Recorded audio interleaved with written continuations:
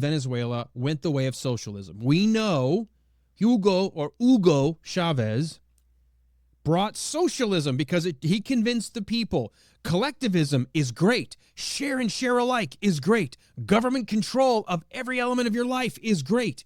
And somehow convinced enough knuckleheads to believe that and ran the country into the ground. And as he was dying of cancer in 2013, he handpicked Nicolas Maduro. I don't say it with the right accent because, I'm not Latin American. I'd probably screw it up if I tried. But Nicolas Maduro was handpicked to be the heir apparent.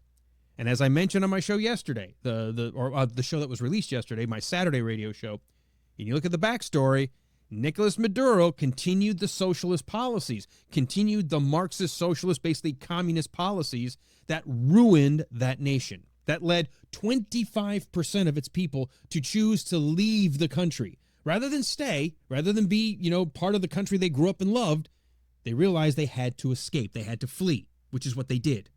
And so I mentioned, and just again, quick, brief recap, the people started to rise up. There were protests. Well, when you bring out your armed forces and you've already basically eliminated for most, if not all citizens to own any weapons, not only were the protesters sitting ducks, they literally were fired upon.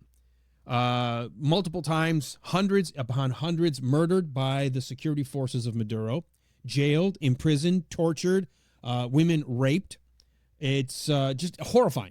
Just absolutely horrifying what Maduro did to any dissenters. He then realized that the people were wanting to turn on him, but he had to have his elections. So he started getting rid of his opposition, started putting people in place, starting trumping up charges and getting rid of people who were the opposition leaders, and in favor of putting in hand-picked loyalists, and literally created a constituent assembly, which is a nice way of saying all of his friends were running the House Assembly.